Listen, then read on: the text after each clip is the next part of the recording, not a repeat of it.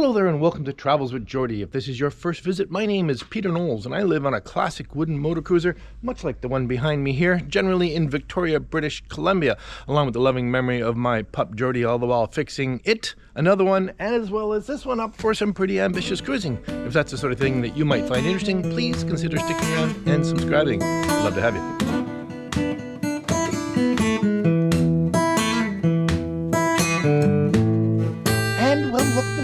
Hello, you two. Very glad to see them back here in Genoa.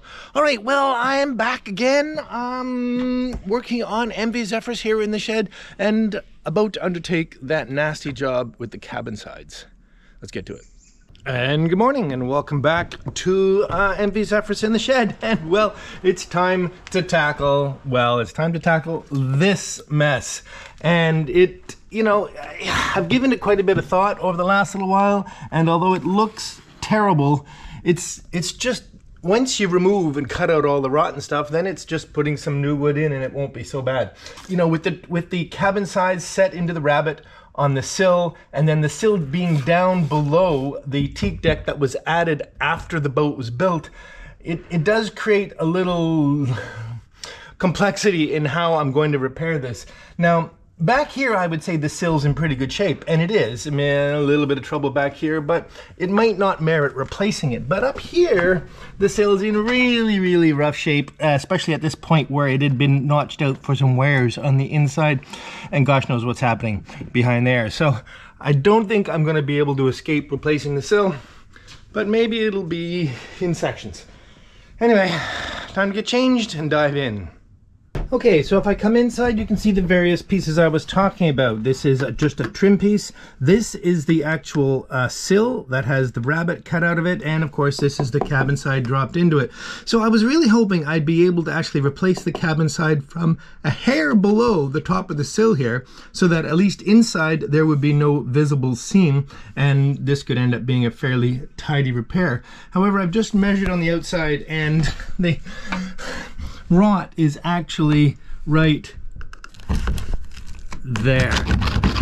You can see it there. So this has to get cut out to at least about here. Okay, so there's certainly no avoiding what has to happen next. We'll take off the trim. We'll start to dig into what's going on with the sill.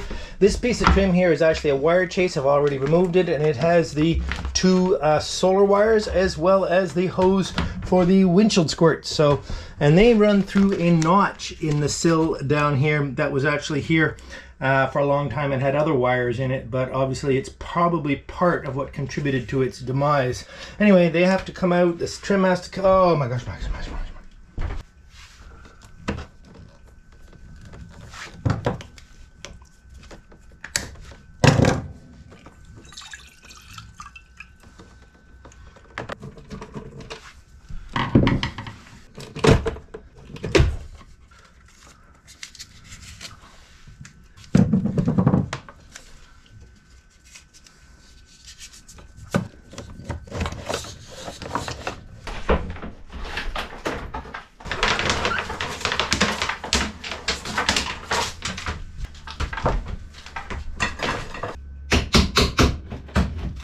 Didn't think this was going to be very difficult.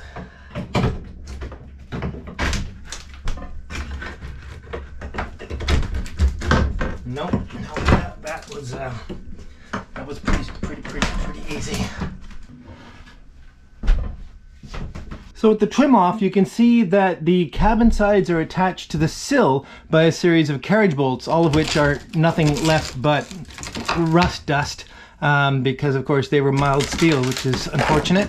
What you can just see remnants of here is the canvas decking that would have been put on when the boat was built, and that would have been right from the edge of the plywood and out, and in fact the sill was sat and bedded down on it. Anyway, so this sill is definitely coming off based on what I've seen outside. Now I just have to figure out how. The sill itself is actually held on by more carriage bolts. You can see the nuts on them under here, old square nuts, and they're carriage bolts that go up into a pocket in the bottom of the rabbet outside. I've actually decided to cut the cabin side out before trying to get the sill out. I think it'll be much easier. So now I just have to decide where I'm going to cut the cabin side. Obviously, I have to cut it above the line of the sill inside because this is already well above that line. So I want to cut it low enough that I don't have to make too much of repair. I certainly want to cut it below the window cutout here, but I also want to cut it for sure above any rot. So it's going to be somewhere relatively close to this line, to tell you the truth. What I need to do is confirm that the saw, if I put a straight edge on here, clamp it on, that the saw will fit underneath. And so if I'm going in this direction, this is the lowest I could possibly cut. So I'll probably cut in this direction and put the ledger up here somewhere. Okay, so I'm just setting up the straight edge, and it's gonna go right here. Basically, it's bridging over a bit of this trim, but that won't matter. It's the bottom edge that counts for what I'm doing. And it's gonna go right there, like that.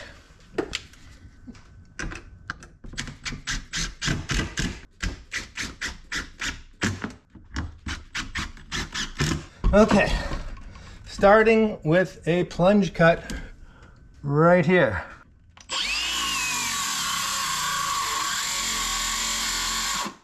Now, unfortunately, going in that direction, I'm going to have to do a climb cut because I can't drop the saw in back there because of the battery interfering with the swoop.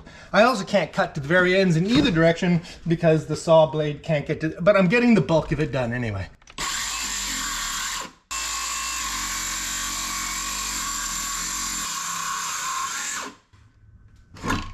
There we go.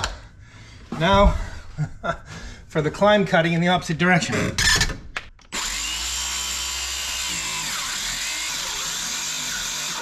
So I've gone as far as I can without the battery hitting. So now I'm going to actually have to drop the blade in further, about that much, and start another plunge.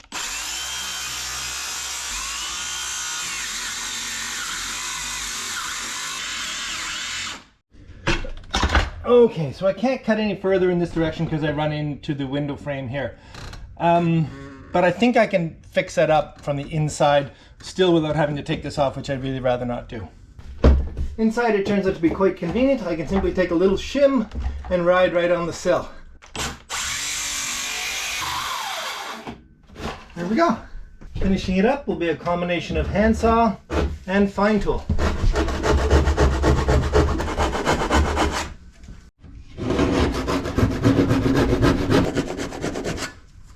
Okay, now to ease getting this out, I'm going to cut it into two pieces, which will vastly ease getting this out.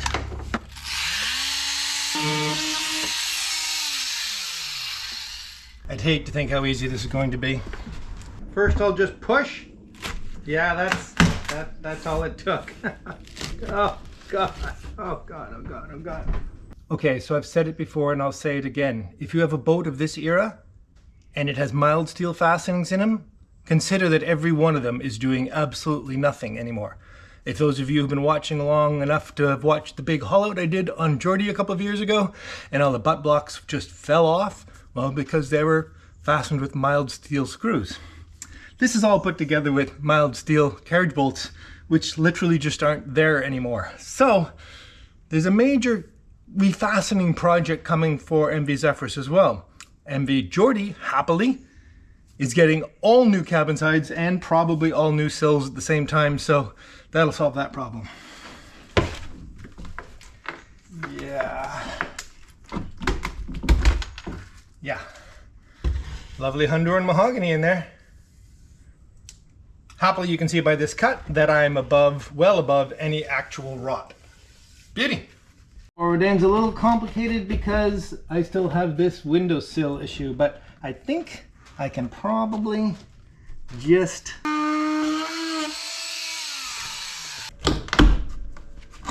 we go.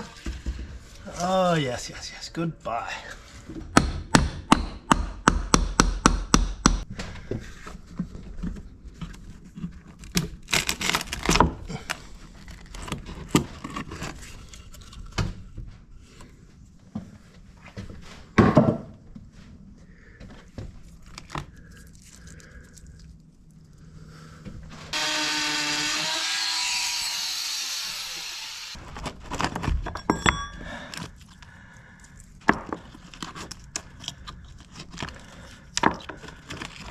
How I'm going to get back in here, not quite certain. So now to remove the sill. Now, of course, I mentioned that these are carriage bolts up into the bottom of the sill. And I should, to be sensitive, at least try to remove these. I expected they would just spin, but no, at least this one, the nut is coming off. Yay. Now, before I get too excited about bashing this sill out of here, I do want to make a reasonable effort to release any bond between the sill and the teak decking, because of course as this gets bashed up and out, I do not want it removing a whole big chunk of this lovely teak. So combination of Olfa knife and possibly fine tool. Let's just do some exploratory work and see what we find in here. This has been recently resealed last year, so I might be able to just work my way through here and remove sections easily.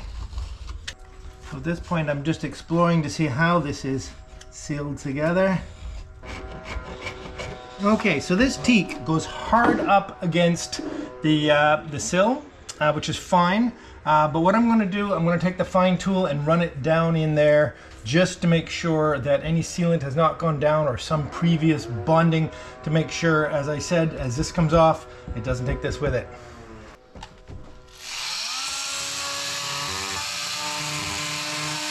Alright, so as before, I'm going to cut the sill into sections so that it's much easier to come out so it doesn't bind at the ends. But here I'm going to do it near the ends because I'm hoping the bulk of the sill will lift straight up off those bolts, and then I can deal with what's left at the end afterwards.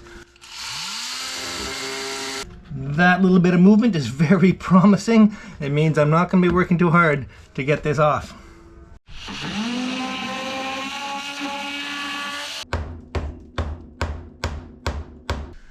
Let's see if I can get this in this magic line right here. Ooh, this plywood is a bit punky.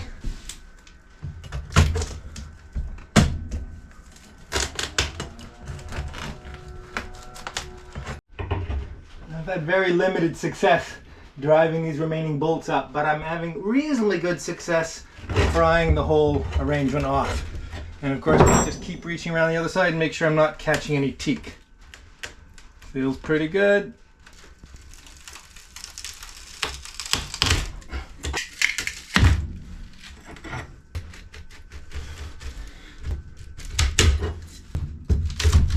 There we go. And it's off.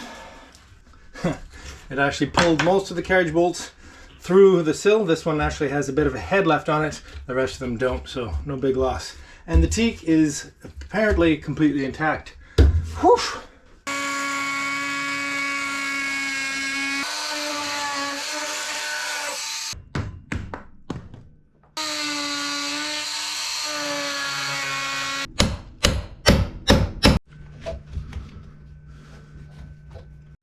Now I do have to get the remaining carriage bolts out of here, and they are well bonded to the Douglas fir here, so if I can just get them to shift.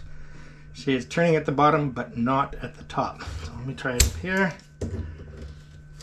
There we go. Now it's just starting to turn a little bit at the bottom.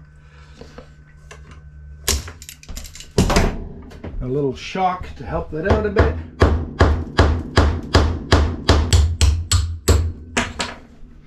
Whew.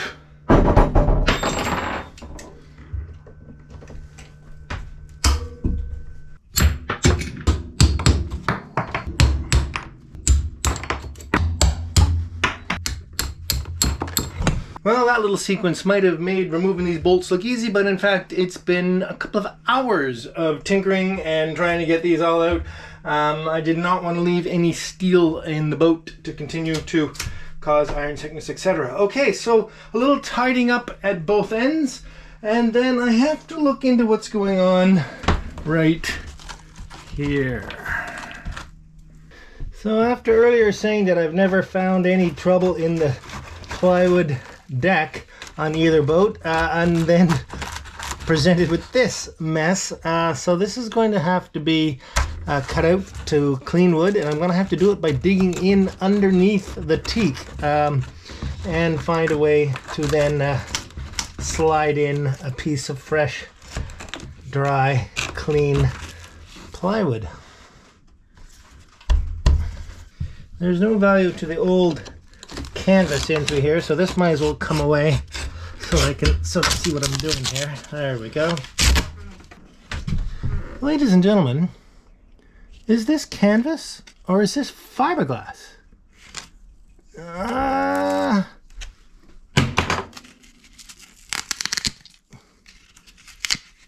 I would very much suspect that that is actually fiberglass. And if that's the case, it's in underneath the original sill on the boat, which means, is it possible they used fiberglass in 1954 to put this boat together? Curious to know about that. So I've decided I can't look at this anymore, so I'm gonna have to put a Dutchman in the lower part of the deck here as well. So I'm just gonna cut out for a Dutchman here, and hopefully this all goes okay.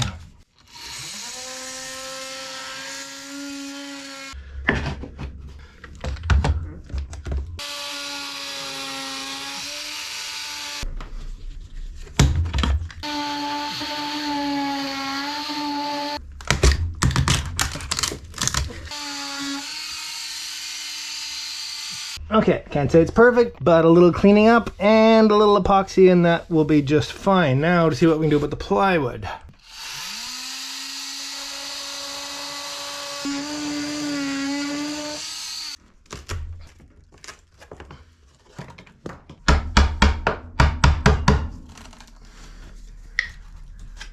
Okay, so I've done kind of a double Dutchman.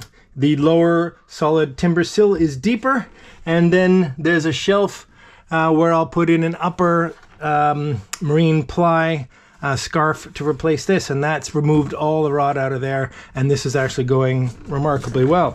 Now the piece I took out was very bad, but while cutting it I learned something about it, and that's that it's yellow cedar, which is really, really nice, which really surprises me about this rot, but I guess sweet water will rot anything eventually. Anyway, okay, so what I've also learned, that whole business about the fiberglass, well, it is fiberglass. And this is not marine ply, this is lumberyard Douglas fir ply. Perhaps good stuff because it's probably quite old, but it's still not what the boat was originally made with, I'm pretty sure. Which means the sill was off at some point. Which means this boat's really, it's got a lot of history. I mean, of course, all these boats have a lot of history. So anyway, that doesn't really change anything because they're removing everything that's rotten and putting it back. But I'm curious to see what other places the Cabinsides may have been off before already. Now, it gets a little messy back here too. And if I go through this bulkhead, I'm in the galley. Oh. Okay, well, Lady Zephyrus was definitely not counting on me digging in this far, but you can sort of see I have to. Okay, so I've opened it up a little bit. I'm not going to talk about what's going on up here just yet. That's, yeah. Anyway, so we have a real mess in here, obviously. Like, this is just mush. So I'm going to have to carry on with this repair at least, oh, I don't know, to here somewhere. Just looking through the camera, that green isn't that color at all in the real world. That's quite electric, huh? GoPro.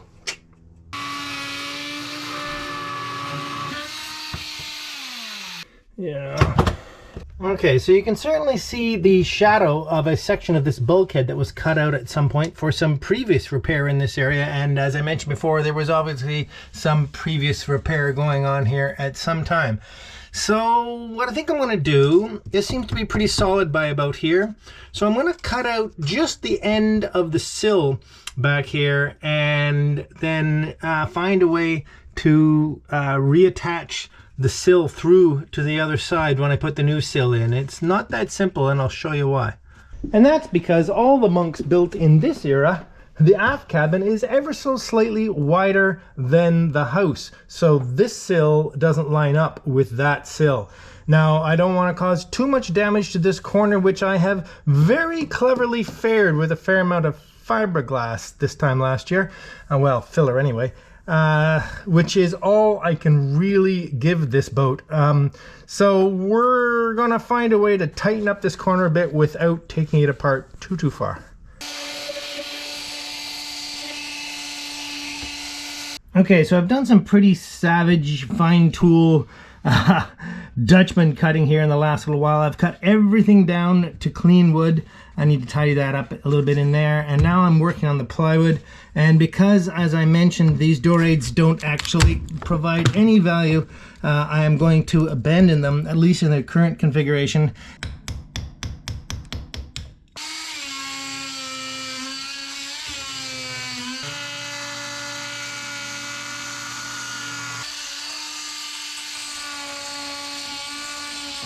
All right, that's as far as I'm going to go here. So I have a rather complex Dutchman to make for the yellow cedar lower sill, but that will be all the wrought out. And then the plywood level, again, a little complex. It's open underneath here so that it can just go in, along, and up against that so that it'll bind all this together, covering this hole.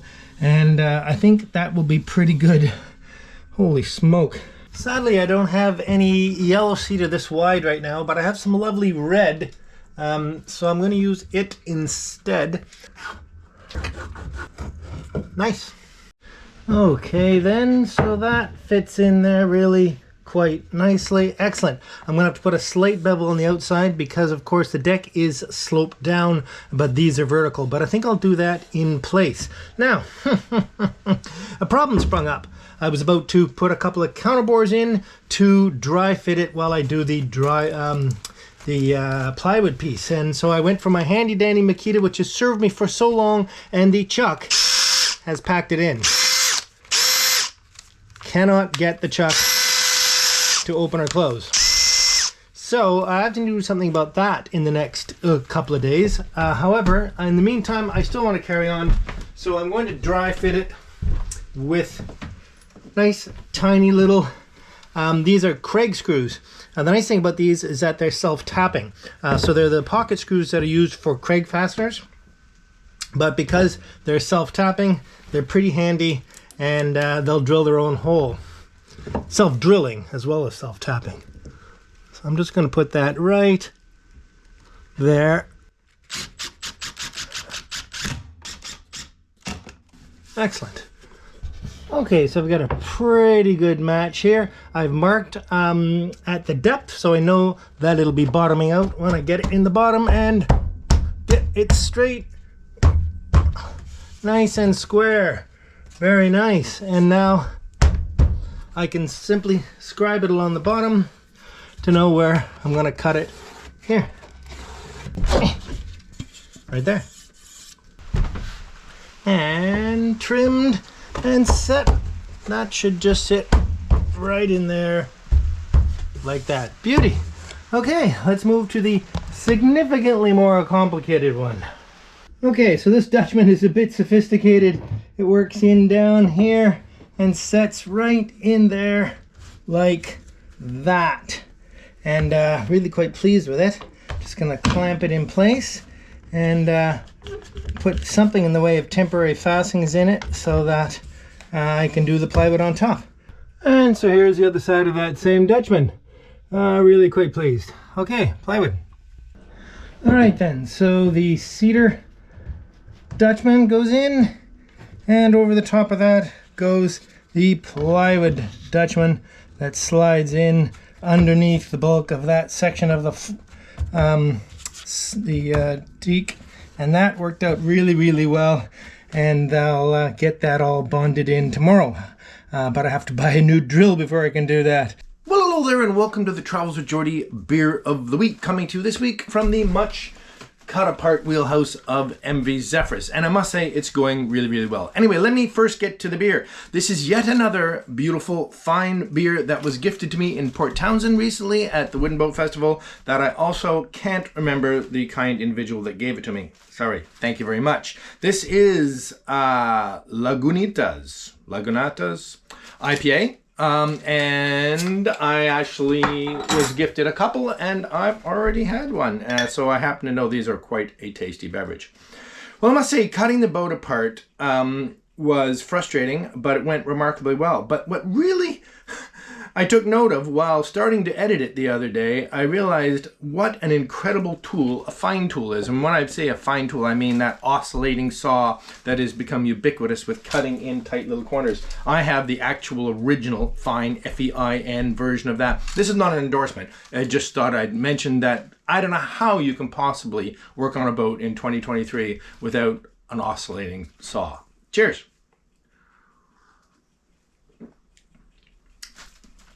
As I've grown to really like this beer, this is very, very tasty. All right, on with some paperwork. Last week's winner of a Travels with Geordie t-shirt was Simon Thompson, 1973. Get a hold of me, Simon, and we'll make sure you get your Travels with Geordie t-shirt. Cheers.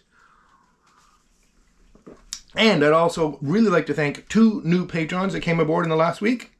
And they are Gary Myrtle and Ed Fitzgerald. Thank you ever so much to both of you, and cheers. Man, that is good. Okay, all we really need now, and if I haven't alluded to it well enough already, and I don't even know how this possibly came to me, the Travels with Geordie word of the week this week is indeed fine. You spell it any way you like, because it's also just a word in the English language, and you know what to do with it. We'll see you next week. Cheers. That's a fine beer.